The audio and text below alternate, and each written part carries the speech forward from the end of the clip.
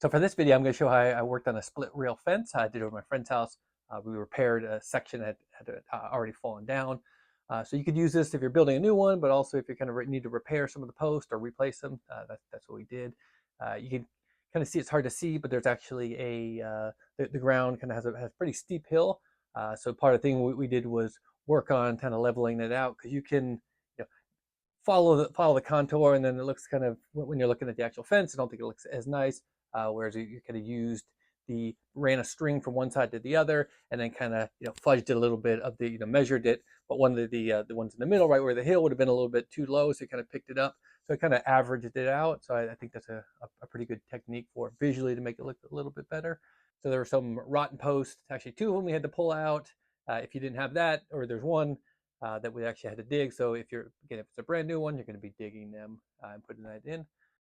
So we'll just start running in how we're, just to start it off, just planning it out, and then digging the post and putting in the rails.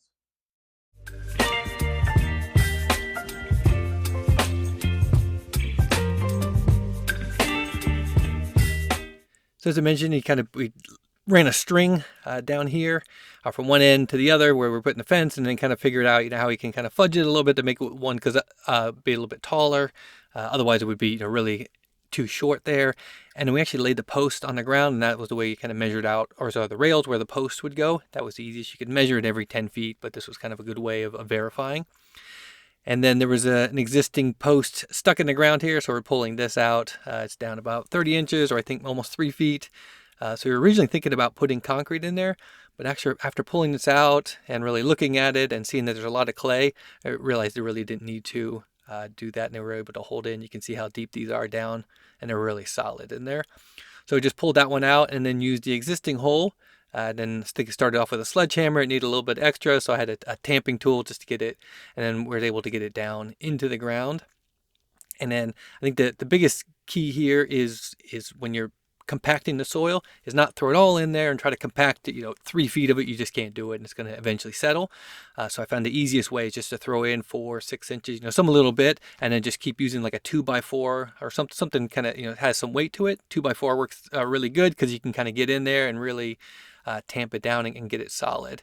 You're going to be leveling the post as well. We'll show that in a little bit. And then so we just started working on the other two posts here. You can see there was a line on the ground, and just used some spray paint, kind of marked both directions where you're going to go, and make it big enough so when you get out the hole, you still have a kind of an idea. It doesn't have to be perfect, but it's always nice to have to know that you're not going askew. And then something you'll run into, of course, I did on the first hole I started digging, was roots. You see I'm using a shovel here. We're using a post hole digger as well, just so you can kind of both work at the same time. But there was a pretty big root here, and of course it was right where I wanted to go. So used a Sawzall. This was really nice. You don't want to use a chainsaw throwing that in the dirt, but with an old blade on a Sawzall, it's perfect. Just make sure, obviously, there's no wires or plumbing or anything in the area, so you don't cut that. But I know this was off to the side, so there was no chance of that. So the Sawzall makes quick work of that, and it's easy. You can get back to digging. And then, of course, this is the one we hit over here. We hit another rotten post or existing post. So same thing, using a shovel, just kind of dig around a little bit. I didn't want to dig down too far and disturb too much of the soil, but just enough there you can kind of wedge this thing out or pry it out and get that old rotten piece out of there, so that we can just, it makes it a little bit easier putting the new one in its place. So you can see this one again, same type of thing. I think this one's a little bit shallower. But it was nice. Again, it was clay. It was a little bit soft at the time, but it's still kind of compacted, so we were able to put in an old one. And I figured the best way was put it in here and measure it, get the height right. So based on what we had measured with the string line, what we wanted to do, get it semi-straight, and then we're just going to kind of dry fit it. This one needed to go down a little bit farther, so I had to use the post hole digger, get a little bit more out. What I always found nice is to have a tarp next to it and just be throwing the dirt on the tarp. Makes it clean up a lot nicer. You don't have to get it all into the grass and make a big mess. It's easier just to scoop it up. So testing it out here, this seemed like the right height for what we wanted. So again, we're just going to, instead of forming it in completely, we're going to do the last post and then just dry fit it and just kind of get a visual. Since it's an existing fence, we're trying to kind of make it match. That's what we want to do, instead of just putting all the posts down, making it solid, and then maybe it doesn't look right.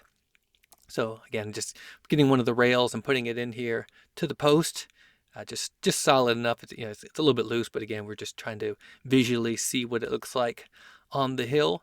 At least this part, just because you kind of have, sometimes you have an idea in your head. You're like, I think if we just average this out, it'll work.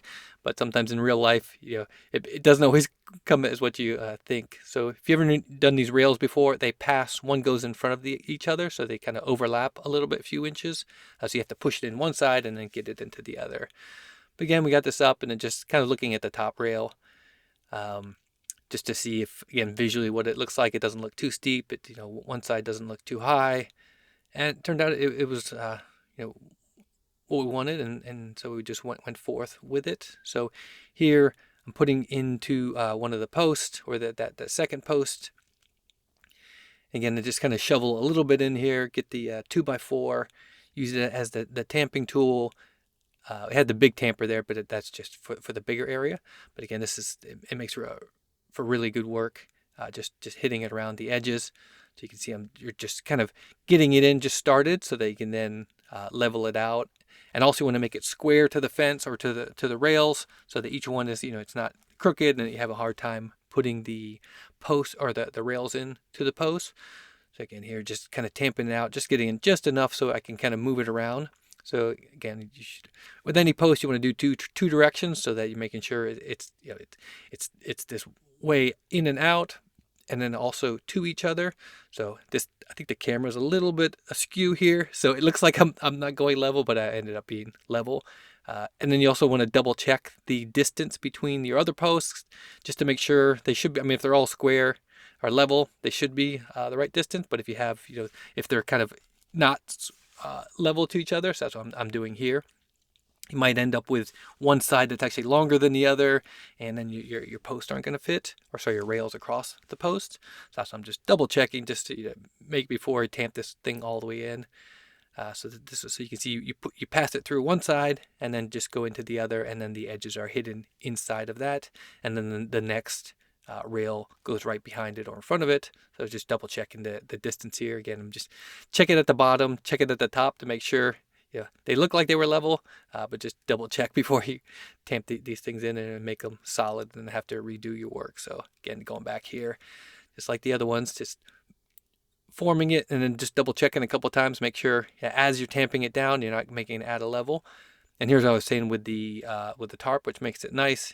You can, for cleanup, especially when you get into the last little bits, you can just kind of run it together like this. You're not trying to scoop it out of the dirt, just leaving clay. Especially with clay, you're not leaving that all over the grass and people are walking in it. Just makes for a nice cleanup. So here it is. After we dry fitted it, then tamped all the posts in so they were solid. And it's a little hard to see how steep that hill is, but again, we're just kind of averaging it out. You get a little bit of a downslope, but I think it was better than completely following the contour. And then this is just, again, we're just trying to fit into the existing fence, so we're just kind of laying these out, just kind of visually just see what how they matched up. Most of the rails are pretty much the same, but we wanted to just put kind of the nice ones towards what we wanted here. And then you can see that's how you put one inside there, and then the other one bypasses either front or back. And sometimes it gets a little tough the way they're shaped, but it's not too bad. So this last one was a little bit shorter, so that's what I'm doing here. Is make sure it's in on the one side that you're not cutting, and it's in to the depth that you want it. And then I'm just going to use a sawzall here again, just to kind of cut it off. But if you notice they're tapered. So if I put it like this, it'd be too thick to actually pass in there. But it's just double checking the length of it. Yeah, that's right. But you can see I was trying to fit it in here. It's just too thick, so I'm gonna have to take it out, and then I just use the sawzall again, just taper it. I've seen like the landscapers, everybody use a chainsaw. I didn't have one at the time, so anything that'll work. And we were just, if I was doing a whole fence, I'd probably do a chainsaw. It'd be a little bit quicker work. I didn't taper it enough here. I think I tried it a couple of times. So it doesn't have to be perfect, but once it fits in there, most of it's hidden. But now you can see it passed in there and then passed to the other side and had it the right distance. It's sticking out here a little bit just because they're still testing it out. But you can see now once I pushed it in, it's going to be hidden inside the post. So same thing with the next one. Just measure the distance you want to cut off, And it's pretty much like that. So if you can get it to the size where you don't have to cut it, it makes a lot less work. So you don't have to do this. It's not hard, but it just adds time to it. Especially when I didn't taper. I tapered the back side, but then the inside needs to be tapered a little bit. I think I tried it like a couple times here, didn't get exactly right, but then finally got it in there. And then put the third one in here, and then just test it out. Yep, it's solid. I was able to climb it. You can see the post didn't even move, so it really didn't need the concrete. And then so again, it was kind of it wasn't too big, but I mean, it took probably an hour and a half or so, but it wasn't too bad. But you can see it turned out pretty good, and it'll eventually fade into the color of the other one. But again, we liked the way it transitioned on the hill here. It wasn't too exaggerated. It looks a little bit, on this one, but if you see the actual hill, it's nothing compared to that. So this would be easy for putting in a new fence or just replacing an existing one.